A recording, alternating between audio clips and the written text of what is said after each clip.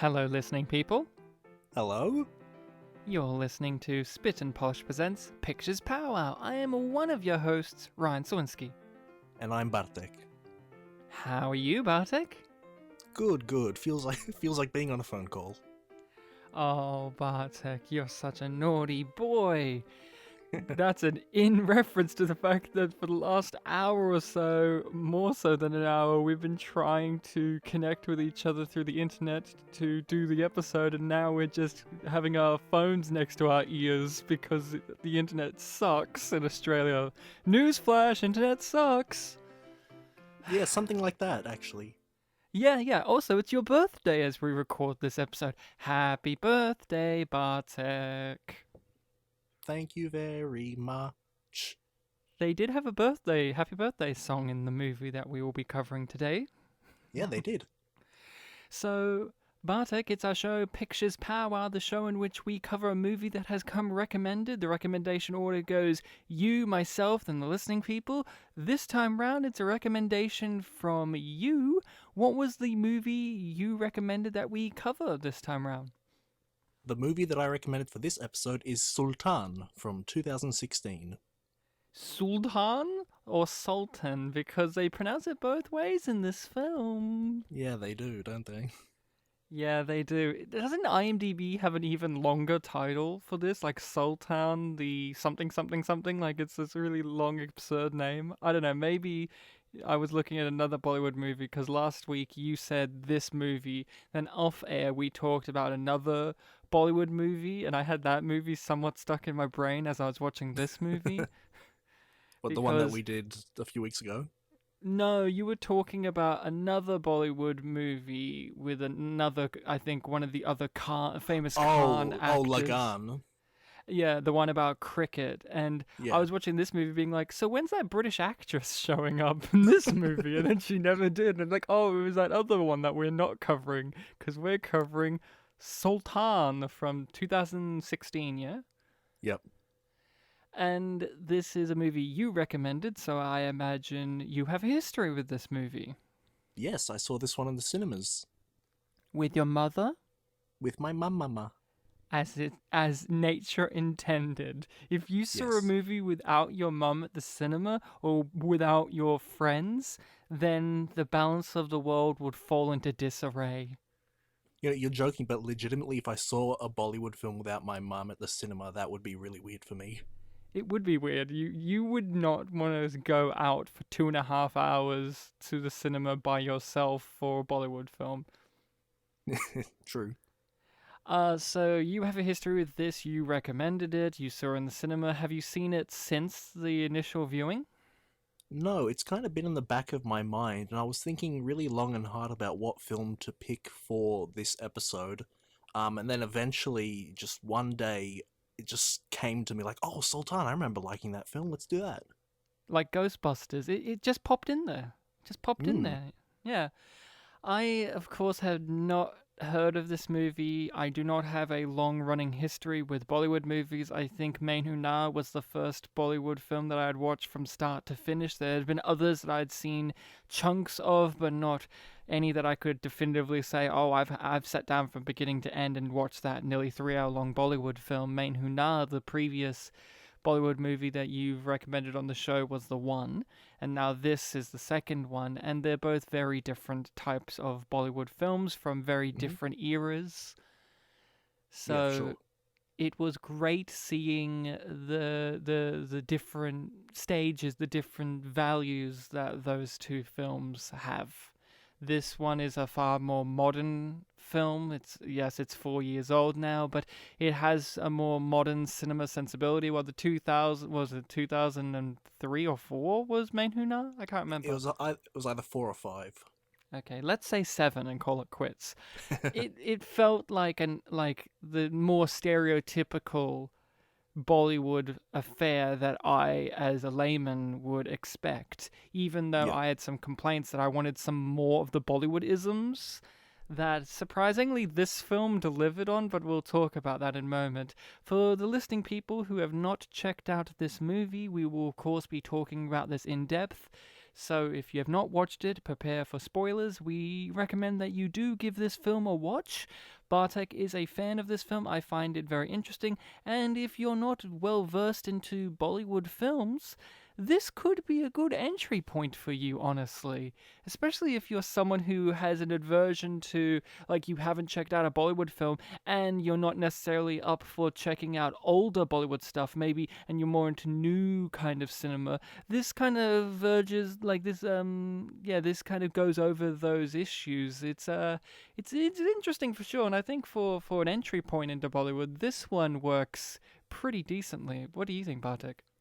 I think so too. Definitely, doing the main Huna episode was a really interesting experience for me because we pointed out all these things that, even though they are Bollywoodisms, they kind of played a bit differently. Like, one of the big things in main Huna was that they focused a lot on having the cast kind of be all the dancers and singers, so it did kind of have a Hmm. cheaper feel to its musical numbers, for example. Hmm. And that was something I'd never considered. And then this is a lot more, yeah, more played straight. Yeah, that's right. So we're talking about Sultan from 2016. So obviously I had no history with this, I didn't really know about it. You've probably mentioned that you saw it in the cinema with your mother, but like mentioned a lot of Bollywood films that you've seen in cinema, and when you do, you never really go in depth that hard about talking about what the film was about. So this one did not stick in my brain if you did mention it over the years. If I have mentioned it, it might be in the Tekken episode, but I can't imagine where else I'd mention it. So this film has who's the lead actor again? His name is Salman Khan. Salman Khan, and he is not Shah Rukh Khan, who does get referenced in this movie. He does, yeah. Does the other Khan get referenced in this movie too? I don't think Amir Khan got referenced. Do have any of these Khans, the holy trinity of Khans, the trifecta of Khans in Bollywood, have they starred alongside each other in movies? Do they do that in Bollywood? Do they have like crossovers with like fellow big competing stars, or is it more kind of sectioned off, more of a competitive streak? That's a good question. I feel like, yeah, they probably appeared in films together, but I don't know what the relationship would be in terms of, like, are they both leads, or are they all leads, or is one a side character? I know that Shah Rukh Khan's definitely appeared as, like, cameo roles and minor things. And there was a film that I was considering recommending where he is a secondary character, if anything. He's main character, but he rarely appears in the film. So That's there kind of the is big deal of it. So there is no Bollywood Expendables type of thing where you have all the big guys in one big movie like that? Yeah, you know what? I don't know. The second film that the lady who directed Main Huna directed, Om Shanti Om, which is a pretty good one. There's a part in that film where it's literally as soon as the second half starts, they make a lot of like really big industry jokes, and there's like a super amount of cameos. And I'm not Mm. sure that Salman or Amir make cameos in that part. Just Shahrukh's the main character, and all these other people appear. Now, in our previous episode of Main Huna, I knew who Shah Rukh Khan was without having actually seen him or seen him in a movie. Like that's how big his stardom is. It had crossed over to someone like me who's never viewed a Bollywood film. I had at least known the name. But I did not enjoy his performance all that much in Main Huna. I felt like he's got on screen, like he's got charisma, and I can see why people like him. But in that particular film, I felt like he didn't want to be there for large sections of it. With this film, the Khan that we do get, he felt like he wanted to be there, and I Hmm. enjoyed him very, very, very, very, very much. Okay, that's cool. I found him engaging. I found his on screen chemistry with other actors far more enticing and far more engaging. The word engaging is going to be used a lot because Shah Rukh Khan, I know he's a legend and like he's crossed over, but in the viewing that I saw of Main Huna, he just didn't do it for me. He didn't engage me. While this film, I wonder what it would have been like with Shah Rukh Khan, and I wonder if he would have been as interesting as this guy. And I don't think so. This guy just has a self-aware goofiness, and then in the drama has a self-aware tragedy to himself. It feels like the actor is very self-aware of what they are doing, while Shah Rukh Khan and Main Hunar kind of felt like he didn't have that as much. He didn't have a self-awareness. It kind of felt like he was a bit of a prima donna, a bit of a like I want things done in this certain way. Mm. Yeah, definitely. Salman Khan is someone that my mum really, really likes. She hasn't really mentioned him much in recent years to me, but she always described him as an actor who she wants to see every film he's ever made, even though most of them aren't really that great, but he always, is really engaging in them. Yeah, so um how would you describe the plot of this movie?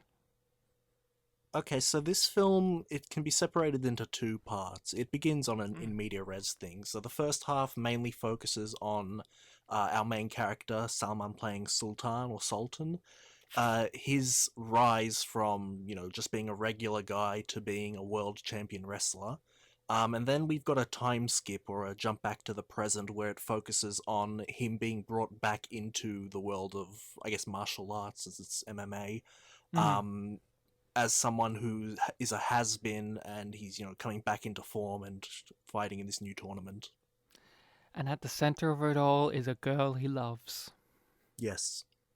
And that is the central point, is this romantic relationship at the core of the movie, this strained relationship. In the first half, it's strained because he has to prove himself and he has to earn her love and respect in a very interesting fashion. It's not just become a wrestler and get the girl. He has to get over himself, and then there comes a point that leads into the second half from the first half in which his ego has driven a wedge in their relationship, and the second half is him winning her back by being humble, basically, is one of Yeah. the central themes. So both halves are dealing with him pursuing the girl, but realizing that his pursuit initially is selfish or self-centered and not very fruitful, and he has to dig deep into his own being and redefine himself, basically, to win her back or win her for the first time.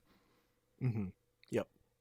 That was fascinating to me. I really found the relationship and the fact that this film openly talks about the gender politics going on in this dynamic, because in the previous Bollywood film Main Hunar, the women were just the girls and they had the fans blowing on them all the time, and that only happens to this actress in like musical numbers where it makes sense, it's lavish, but she felt like a real person, she felt like a real woman, she didn't feel like a Bollywood construction of a woman, of like, oh, she has to be two-dimensional, basically.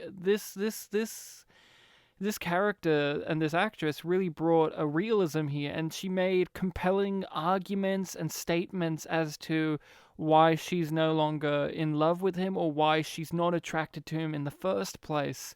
And that was the most compelling thing to me, was her. I found her really compelling and really interesting, and it was a lot more than I was expecting, because I don't have the highest knowledge of Bollywood things, but from my basic understanding and from the previous film we watched, I didn't expect strong female characters to be a statement that I would use often to describe Bollywood products and Bollywood movies, but this one has a strong female character at the center of it.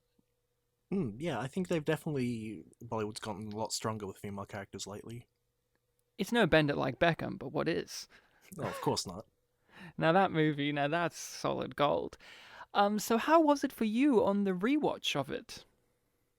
Yeah, it's really good. I every time I do a film for this podcast where I revisit something I've only seen once and forever ago, it's always interesting to see, like, I always remember like specific little things like locations or a shot, and the fact that they're all here, the ones that I remember, that was really nice. And then there was just a bunch of little angles that I completely forgot about. So it was another one of those cases where I'm revisiting something and seeing why I thought it was so good in the first place. Mm. For my first watch of this, I had a similar-ish experience to Main Huna in terms of, and I don't know if this is a me and my relationship with Bollywood or just these specific films that I've watched. It takes me a while to get into it. I Mm. think the first act is like pretty tough to get into. I pinpoint the exact moment when the film got interesting to me, which was after their musical number in which he's trying to court her and they're doing the dance off against each other, like the real big Bollywood dance number of the movie. If you know the So are you sequence talking of about are you talking about the wedding scene? yeah, is she getting married? Is that what was happening there I think initially? she was like a bridesmaid or something. Yeah, that dance sequence. After that, that's when the movie really got interesting to me. That dance number and that musical number was interesting and fine. I thought okay, this is the thing with this movie when it comes to the dance numbers. The dance numbers, the choreography, the visuals, the extravagance, the fireworks, the streamers, all the stuff, the confetti, the sparks. This is what I wanted from Main Huna. Main Huna's dance numbers weren't as visually Bollywood as I was expecting them to be, even though Yeah. I do respect that Main Huna did have more intricate camera work when it came to their dance numbers. The dance numbers themselves weren't as lavish, but in this movie, the dance numbers are more lavish, but the songs are really weak, in my opinion. I found the songs sometimes didn't even match what was visually happening on screen Mm. for a lot of the time. So for me, it's a trade-off. The songs in Main Huna I found more engaging, even though I didn't find them that engaging. And the dance numbers were weak. This one, the dance numbers are strong, but the songs are weak. So it's a toss-up. So after that, where she's a bridesmaid dance number, that's when the movie really picked up for me, because that's when he realized, like, oh, I have to actually start trying to court her, and he goes to the wrestling, yeah, goes to meet her dad and does all that, and that's when the film really picked up for me, and that's a little while into the movie. Yeah, not too far, but it does take a while to get there. I did notice that. So yeah, that's and my old relationship with it is, and I think that again. The question is, since I have not watched a lot of Bollywood films, I don't know if this is like the Bollywood structure, or if it's just the similarity between between the two I have seen. An issue I have is it feels like it's and I don't mean this in a wholly negative way, but it will come across as negative. It feels like the movie is cobbled together. Like you have spurts of story, and then it abruptly stops, and then it goes to the next spurt of story. So we have the beginning, and then we have the bit in which he's trying to court her, and he's a goofy guy. But then we have the bit in which he becomes a good wrestler, and then we have the bit where he's an egotistical monster, and then we have and it just kind of feels like fast forwarding through things that could have been the whole movie, in Yeah, my the part, opinion. yeah, for me, it was especially the part where it went from her finding out she's pregnant to him like finishing being world champion. I felt like that was really quick. And it's kind of like that for me frequently throughout the movie, where it's like, I would have been really interested if the first half of the movie was him trying to court her, and then near the end of the first half is him getting into his ego, and then the second half is him fully embracing his ego. And basically, what I'm saying is, one of the things that was weird about it was, you said it's in two parts, which I'm not opposed to, but it did feel like the two parts were two films, not the same film broken up into two parts necessarily. It felt like the second half was a second film, like if this was a trilogy of movies. I don't Hmm. know if you felt the same at all. I think I did feel the same, but I've seen other Bollywood films where there is a sort of noticeable difference between the two halves. Like, Mm, one of the ones I'm sure you remember me bring up, Fan.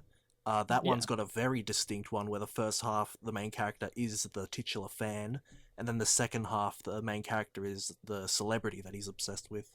True, that does sound like it could be interesting, but that I could see it's like it's the same story, but the flipping of perspectives or whatever. But they are. I mean, it's not like Bollywood doesn't do multiple films of the same series. Obviously, we have the Doom movies, your Mm-hmm. favorite.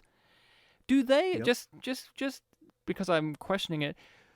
Is the issue that I'm talking about with Main Hunar and Sultan, where it feels like it's kind of cobbled together or patchwork together, is that just the structuring of normal Bollywood films, or is this kind of just the similarities between these two? Because you know what I'm talking about, right? Yeah, I do. I do. I think there's definitely some of that in Bollywood. I think there might be some examples where that's not the case, but yeah, I think yeah, this kind of jumping around kind of thing is fairly standard. Mm. For me, the media res storytelling didn't work. Um, I did not like it. I like the movie. If like I said, once that song happened and then we progressed to the story, it kind of felt like, oh, now the story's actually beginning. Yeah, I Um, actually forgot that it was done in media res the first time I watched it. because you're not a huge fan of media res stuff either. We've commented this on the podcast several times throughout the years, and you usually make it a sticking point as a critique of things, especially when it's not done very well, or even if it's done okay-ish. I actually quite like it when it's done really well. As we all do. If it's done well, then it's done well.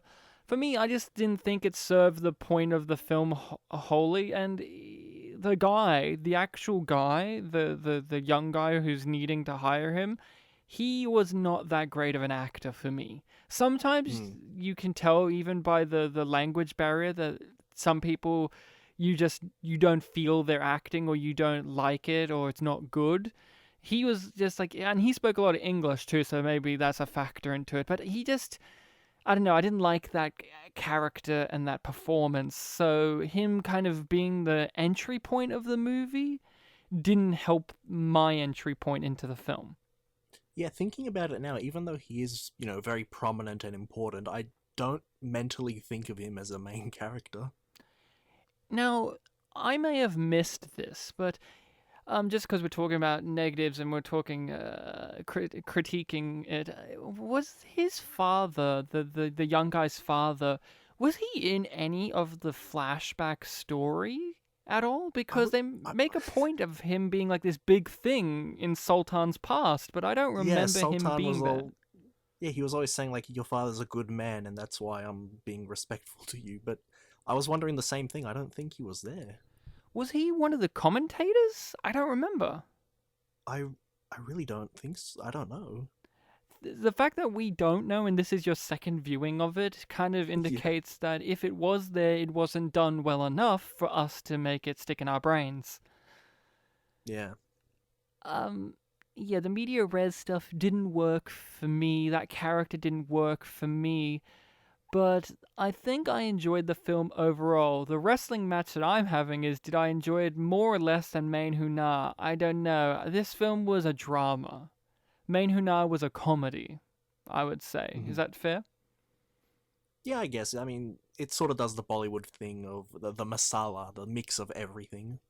Yeah, but I found that this film lent way more into it being a grounded drama. Like, you had your wacky moments, that's for sure, but I would call those just moments of levity in amongst the drama. This felt like more of a grounded drama for Bollywood, at least for my Bollywood experience, while Main Hunar felt like way more of a madcap comedy.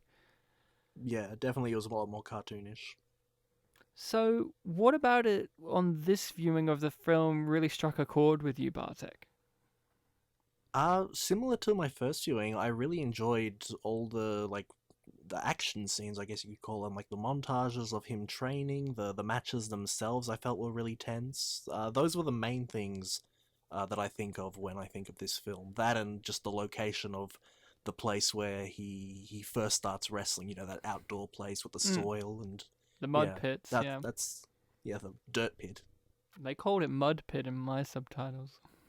Oh, okay. Um, you and I are on different pages, man. Those were the least interesting aspects to me. The most interesting aspects was the relationship drama and the inner turmoil of our main character. I think the fighting was done well, but not consistently. I think I say that because the first big fight thing that we get with Sultan is very not representative of the film. It never is that style ever really again in the film, like his big opening fight thing that Oh, we get right, to yeah. see where it does the Guy Ritchie slow down, speed up, and it feels like and I'm not saying, look, I looked up the trivia, I looked up stuff, there's nowhere it specifically says this, but that opening scene, his head was CGI'd onto that body. I don't care. It looked fake, maybe because they had like this very artificial kind of lens. I don't know that, but that opening fight sequence that shows us how awesome he is really turned me off, and I was worried that all of it was going to be like that, but then it never really was. I don't know. Hmm. Yeah, now that you mention it, yeah, that fight scene has him like go through multiple guys, and that's not really what he does through the film. It's always like one-on-one stuff. And yeah, and the technique of how they filmed it, the lighting, the slow mo, speed up, the definition, the high definition of the lens that they were using, it felt like I get what they're doing. They're showing us wowzers, like he is this opener that is so weird and awesome, but it just felt very confronting to begin with. And then the rest of the fight scenes weren't like that for me. It's interesting though, because we talked about Rumble in the Bronx last week, and we talked about fights and all that, and that's what that whole movie was primarily about. It was a set piece movie. This one has a lot of fights in it, but for myself, like I said, we're on different pages. The things that stuck with me more are the conversations, is the debates, is the relationship drama. That's what really stuck with me more so than the fights or the locations. Yeah. I really did like our lead character, Sultan. I found him engaging. I found him an interesting character, even though I do feel like they reset his character every 40 minutes or so. Like I said, how it feels kind of like they've stapled together different things. Even with that, the performance is charming. He's really giving it his all, and I just found him a delight. So you can Yeah. tell your mum that I'm also a fan. You're a Salman fan. I'm a Salman fan, but not a Yeah, Shuruk fan. it's very funny because like she always described him, like I said, as like he's always in bad films, but he's always worth watching. But then the two films that she's taken me to see in cinemas that have him in them were both really good. The Sultan's one of them, and I don't remember the title of the other one, but I think that one's like same year or the year before. But this was, I found, when I think of Bollywood films, I think of them as very goofy and very silly and very kind of long and dragging out. But this one, although it has goofy stuff in there, lots of dance numbers, lots of singing, lots of songs informing what's happening in the scene that we don't need, I found it dramatically compelling. And that is something that I have not personally experienced with Bollywood. Main Hunar did not compel me from a dramatic standpoint, nor did it want to, I don't think. And to finally see it, I found it very, very, very good. I found it very, very wow. Like the sequence when he does come back and he finds out that his kid has died, and the reasoning for why the kid had died, it was a gut punch to say the least. Yeah. And it was harrowing, and there were consequences that the second half followed through on from that. And I wasn't expecting that because the movie begins so goofy and so kind of Bollywoody and with the musical numbers, and he's a lovable dumbass guy and he's a big dude and all that. And although I found his transition stage into being an egotistical asshole man to be really rushed and kind of Yeah. wish that they lavished in that more, doesn't it, for some reason, that doesn't negate the impact that that particular scene had when he came back and found out the information. Yeah, I agree.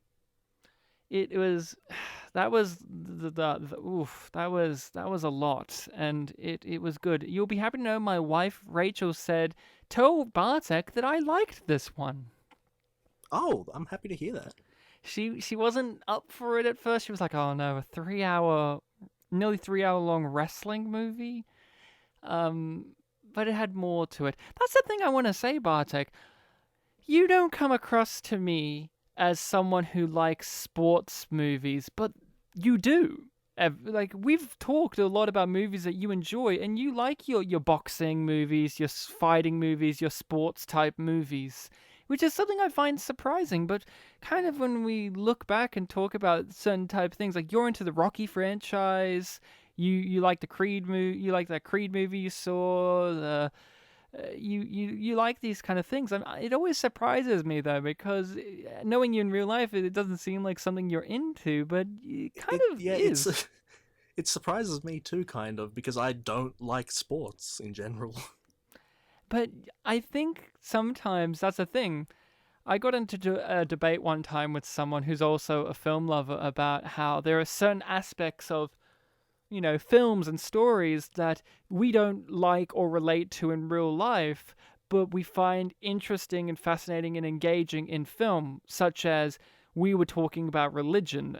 That person was not a fan, is not a religious person, and their view is then I do not like any movie with religious stuff in it. Well, me, I'm not a particularly religious person, but I find religious stuff in movies interesting.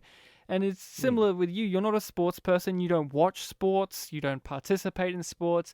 But you don't mind the structure of a good underdog sports movie. Yeah, I remember 2 years ago I was doing a university assignment where I had to somehow justify having a film viewing in a class. Spoiler alert, it was super easy because of media teaching. And I picked a film, it was Remember the Titans, which that's Mm, always a film that mm. I think back on as being like, oh, when we were in school, all the sports guys really wanted to see that film. I'm sure I've seen that film many times in the past. But then when I watched it for that assignment, I was like, oh, this is actually a really good film.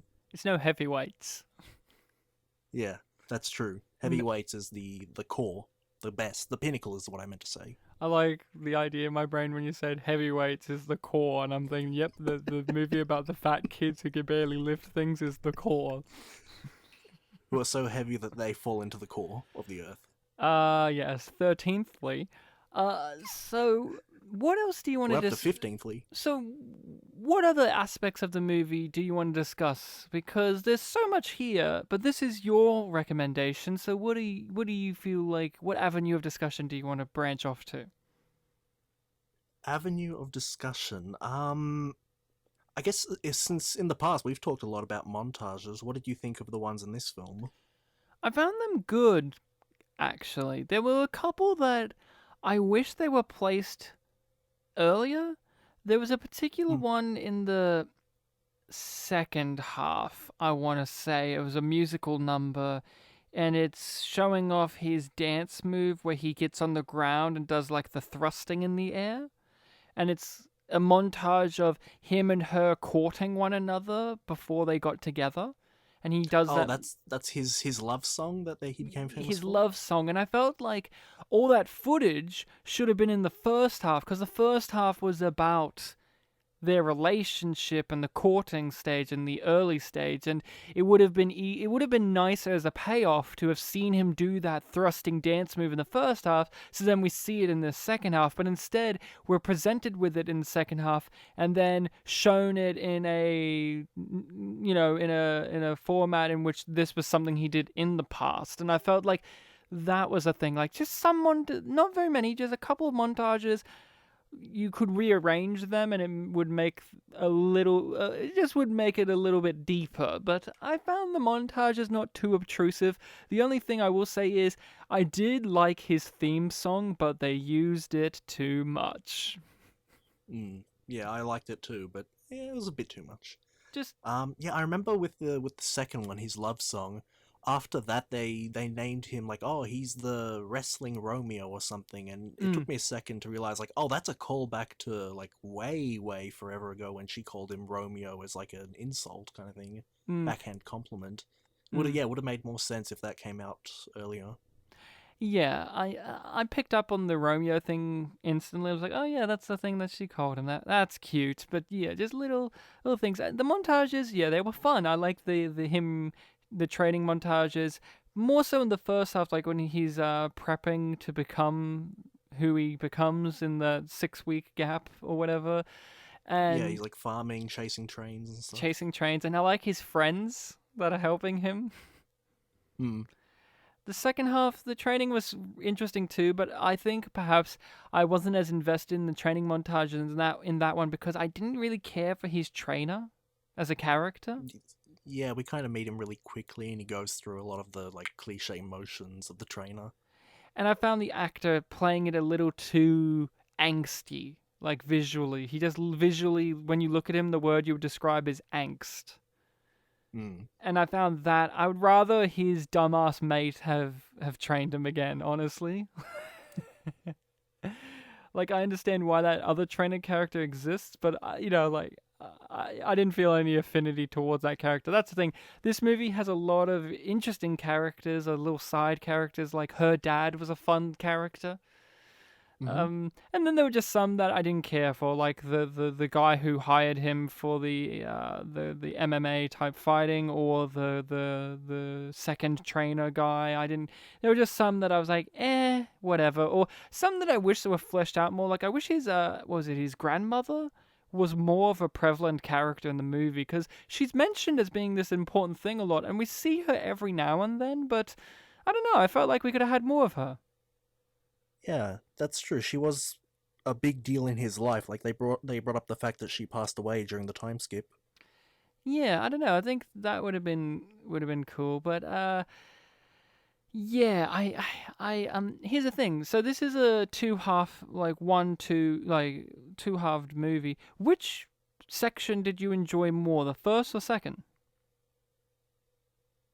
That's a really good question, actually, because I see merits in both. But I think maybe the second half of the first half, maybe the second quarter of the film, because yeah, that's where like the romance is at its highest, and you get a good amount of that as well as the wrestling scenes. Right. So okay. So you went with a more complicated answer to that question. Like, which half of the intervaled movie did you enjoy? The first or second? You're like the second half of the first half. Well, that's the not the core, but the peak. The I core. reckon. Yeah. I agree. I'm more of a first half type of guy. The second half was good, don't get me wrong, but I felt like it could have been a bit shorter, a bit tighter. I like the fact that the final fight wasn't that important. Like, it wasn't like, Hmm. it didn't feel like other movies where it's like when the culmination of everything has reached here, where he's got to verse this monster guy. It really wasn't that important. It was kind of just brushed over, and it was more thematic than literal stuff. I mean, there was a literal him versing himself thing there, but that was obviously for a thematic purpose. Did it distract you that the evil version of him with the mustache looked like Peter Sellers as Inspector Clouseau, but Indian? It looked familiar, but I didn't pick up on Clouseau. Yeah. Look at it again, No, especially at the end when he's versing himself and his evil self is giving him silly faces. He reminded me of Inspector Clouseau. the one that broke his ribs. Yeah, like yeah, and at the very when Yeah. at the very end he's like, and I have to. The fight is fighting yourself, and he's looking at the evil version of himself in the black spandex, in the black underpants or whatever. Um, Yeah. I don't know why, it just amused me greatly. Um, yeah, the second half, I don't know, it was good. I like that the movie just decided it needed to end, but then also did that thing where it's like, I know all the other stories are getting wrapped up in the credits, which Yeah. I actually like the end with the daughter being a little wrestler, and I wish that the movie properly ended on that and not just as a little black box, like a little square in the corner on the credits. I don't know. It felt kind of like, It felt poignant enough to have full attention. but evidently not, because we have to download the game. Yeah, that's right. That is actually the one thing I remember you talking about this movie. When I saw it, I was like, oh yeah, Bartek has mentioned this movie. Because I remember you mentioning that and I you were so perplexed. I think that was for a different film, actually. I'm not sure if I What? remember there being a Sultan one. How many Bollywood movies end with the link to the mobile game? I don't remember the one that I was thinking of having a link to it, but just reading online that there was one. I swear that you talked about it, and then the movie ended, and then immediately the credits come up, and there's an ad, like a pop-up ad for the game, because that's what happens at the end of this movie. Oh, maybe it was Sultan if I mentioned it like 4 years ago. Yeah, yeah, yeah. I mean, that was hilarious. Uh, I, I'm trying to think of what else there is. I feel mixed on the movie overall. Like I enjoyed it dramatically, even though I think it undercuts the drama by speeding through it. Honestly, I think this could have been a movie series. I don't know. Like I think you could have had this split up over two, maybe even three movies, honestly. I think Hmm. that there's enough compelling stuff here. I think this could have been, the first one is the courting romance stage and the him peaking as a wrestler stage, and then ending it with him kind of being egotistical, and then the second half deals with that, and then the third half can be what we had in the second half of this movie. I don't know, like I felt like that's the thing. This movie was long, and I wanted more time with it, but I Yeah, it's odd that an almost 3 hour film makes you do that, but yeah, I can definitely see what you mean. but at the same time I did feel like the pacing wasn't as strong as Main Huna was for me. I felt the time with this one a little bit more, but that also could be the fact that the film, more so than Main Huna, distinctly felt like two different things back to back. Like I said, it feels like two movies. Hmm. The same, obviously set in the same thing. Like I'm not saying the second half felt so drastically different, like it was a completely different movie, but it did feel like this is Sultan 2 airing after Sultan 1. I'm trying to think. Any characters or things you want to discuss? Um, I guess on a not as much as a deep note, but the announcers in the second half, Yes. I found them to be very odd. How so? So I remember that it was I think it was in the second fight with the wrestler guy. There Mm. was a part where the female announcer said something like, I think Sultan was getting, beaten down pretty hard, and she was saying something like, what? That can't happen. He's the crowd favorite. He's my favorite. And then she like ends that sentence on like a question, and that just felt really funny to me. Yeah, that's. I preferred the announcer when he was at the Turkish games in the first half. That when he defeated the guy and she's giving birth, and you hear in the background on the TV, I think the announcer shouted something like, "He is confident now," or something absurd like that. In Little case, moments like in that, yeah, case you they're didn't great. get it. Hmm. Or the reporter guy who was like, "I'm a fan, can I have a photo with you?" And then leans in to tell him, "I think this has all gone to your head." As if. It's like, I'm a fan, give me a photo. I think you're very arrogant. And he's a journalist too? I remember in the second half, the male announcer, when Sultan beats the first guy, Maurice, he does the Sultan Slam thing, and the announcer plays it off like, "Oh, I've got a name for this, the Sultan Slam," even though we already knew what that was called. But he didn't, evidently. He thought he came up with it. Yeah, he didn't know who Sultan was. Hmm. Most of them didn't, which was weird, right? Yeah. And then for the last match, they're like, "Well, let's not be announcers." Yeah, but let's, in solidarity, not do our jobs. Yeah, exactly.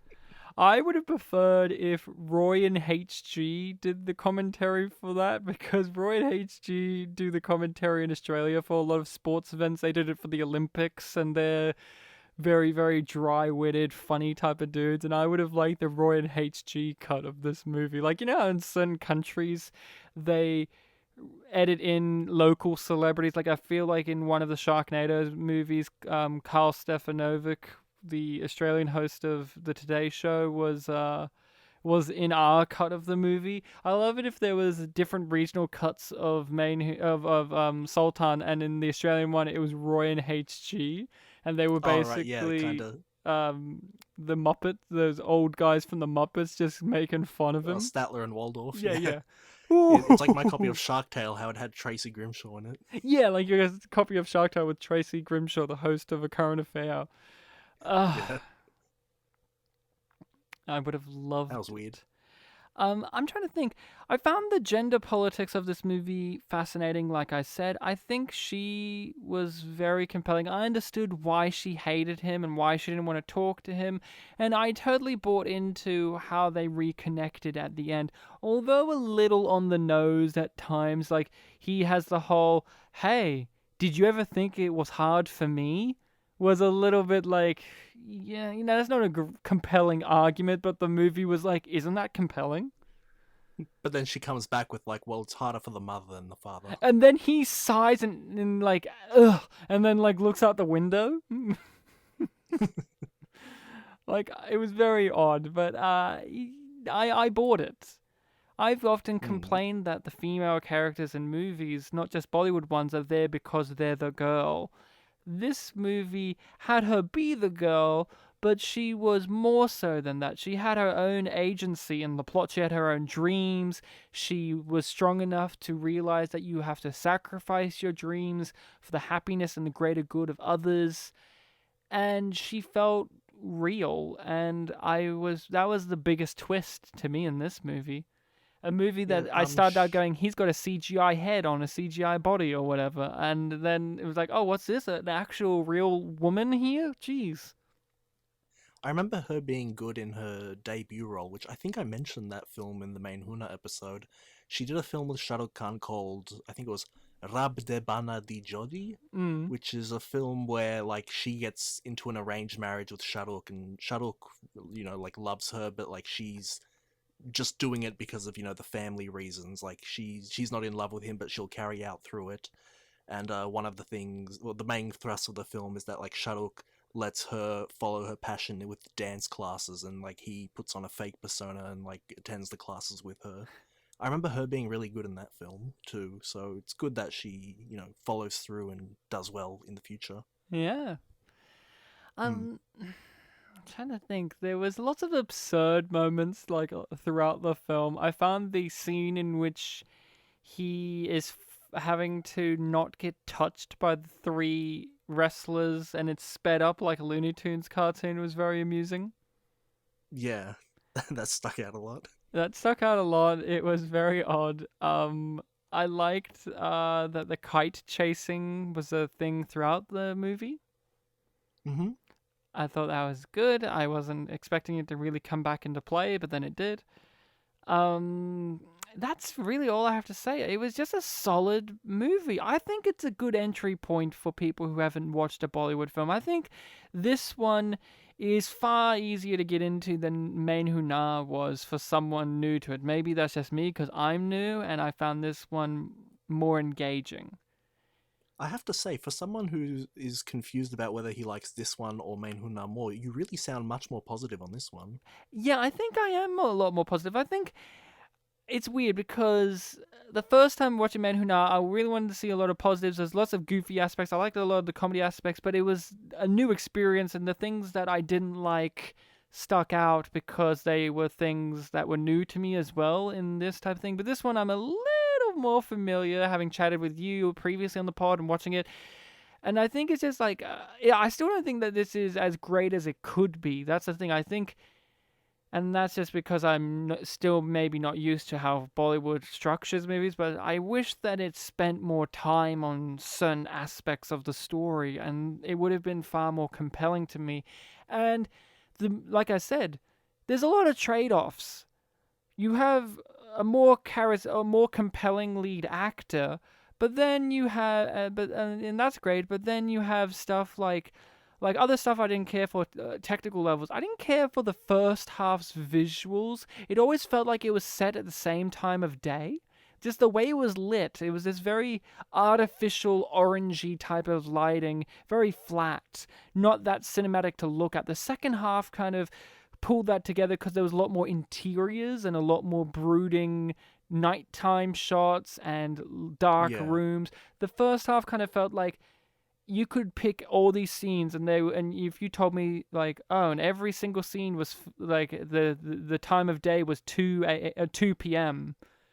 because just the way it looked visually, there's stuff like that. Well, Main Hunar, I remember visuals far more visuals of like where the bad guy's lair was, and so there's a lot of trade-offs here. That's why I'm very positive on this one, because I think character-wise I found it more engaging. But Main Huna was just, for me, a silly comedy, and it wasn't trying to be as emotionally engaging as this film was. Although that film had emotional engagement with his character's backstory, this film was a character study to me. Yeah. And Yep. it succeeded at that, even despite some of its flaws. I think one of the things, like we said, is this one feels more modern, while Main Huna's feels way more of the past. It's interesting, and I'm glad that you picked a newer one, because it's great for me as someone who's less familiar. I can really see the differences between the two. How did you feel about that? Did you notice, like, because I don't know how frequently you've been watching Bollywood movies in between our episodes, but did you notice the contrasting differences in the sensibilities and the styles of the two because of the time? Yeah, they felt very different. Even just from like music angles, visual angles, the world. Like there's a sort of, I guess it's part of the appeal of Main Huna, but there is a sort of artifice there. Like even though they are at actual like locations and sets and stuff, it does kind of feel. Well, I said it's sets, but like yeah, it feels a bit more closed off. Whereas this actually feels like it's set in a real world. Yeah, I like it. I think one of the things is, if the music in Sultan was better, I don't know how. Did you like the music? Again, I like the main theme, but it's the main one that I remember. Whereas with Main Huna, even though I grew up on it and bias, I do enjoy those songs a lot more. I enjoyed the songs a lot more. Like I said, the dance numbers could be better, except for that one dance number in Manhuna where they was it a one-shot take thing, I think, that they did. Oh yeah, the very first one, which was when you get introduced to Lucky and the girl. See, that's what I admire about Main Hunar. The visual language of the film, I think, had a lot more character than this. But like I said, the dance sequences are far more lavish and Bollywood-esque than I was expecting. Although I really don't like the fact that this movie is leaning into the modern music of having lots of auto-tune and lots of jittery, glitchy sounds. There was a literal moment in the movie in which she responded, instead of with an exasperated noise or a yelp or something, just a computer glitch sound came out of her mouth, and I did not like that. Yeah, let's not forget that one of the songs starts with "Turn up the bass" and a DJ's like at a DJ booth. Yeah, or the very first, like the opening credits song, in which all I remember from it is the ladies singing in high auto tune, going dooka dooka dooka dooka dooka dooka duk, and that's all I remember. But it was auto tuned. Oh right, yeah, I remember that. I think I don't like that type of pop music, and I wonder what the sound of the songs would be like if it wasn't to that style. Like if you didn't add the artificial layering on top of it, maybe I would like it more. But I'll never know. Maybe if I pick another Bollywood film, I'll try to pick a period piece. Yeah, boy, and they still do it. The one that I mentioned in when we were on Miscellaneous, that one is a period piece. Nice. So that one probably won't have any of that auto-tune stuff. I can't say the word auto-tune stuff. So, before we wrap this up, did you have a favorite fight scene? And yeah, I've probably mentioned it throughout the years, but the one where he's fighting Maurice, the capoeira guy, like I just always think of what the announcers described as the snake move, where he's like moving towards him while he's on the ground, just like sweeping his legs closer and closer to him. Remind me of Tekken. Yeah, well, yeah, both films had a capoeira guy. But in general, like a lot of the moments where like he does the Sultan slam and like does a roll and then like is in an end pose, I found those moments pretty great too. Is it weird that capoeira is a South American thing, right? It's a Brazilian thing, yes? Yeah. Is it weird that every movie that I've seen that has the capoeira guy is just like some big black guy? Like, what's that about? Why is it never a Brazilian guy? Like, there's a few other things I could think, like, in my brain. I'm like, I swear I've seen a capoeira move used by other black guys. It's like, is it like a huge thing? Like, Are African Americans really in love with capoeira? Maybe I'm just not familiar. I don't know. Maybe maybe casting people just think we won't know the difference between an African American and a South American. Of course, they're very different. I think my favorite was him versing the other wrestler in the second half. I found that engaging. I like the fact that that one was a real struggle for him. He really had to dig deep. I like the personality that that other wrestler had. He didn't show off as much, but the little things he was doing to be antagonistic were really nice. And of course, I like the fact that the struggle of for a wrestler fighting is another wrestler. I thought, of course, that works, and that fight was really brutal and engaging. Like I said, engaging, a word I'm using a lot, but it's apt. And I yeah, I just enjoyed that one a lot. I found it had a lot of complexities to it. You really felt the underdog nature, and then the thrill of when he picks up and succeeds. Really good stuff.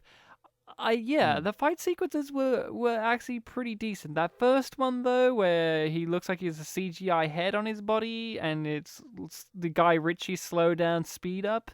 That one was trash, in my opinion, and it wasn't a great opener, but at least a great opener in comparison to what we do get for the rest of the movie. But the fight scenes were actually pretty decent. Yeah.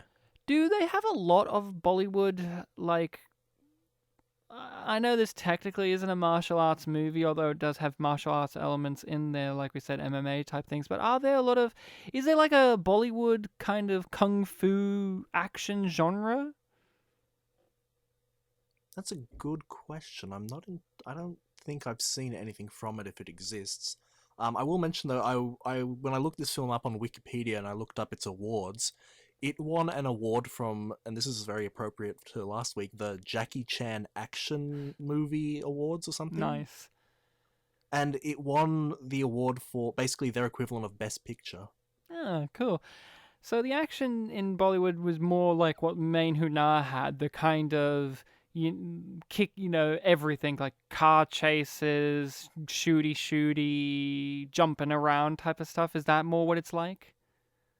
I reckon so. Like, the main one that I can think of is, like, the Don duology. Yeah, I mean, the Doom movies. I have one on DVD because I got it. That's true, the Doom ones. I got that because we do our mystery box, and I saw that in the shop, and I forgot that you had mentioned them, and I just saw the poster. In our Doom episode.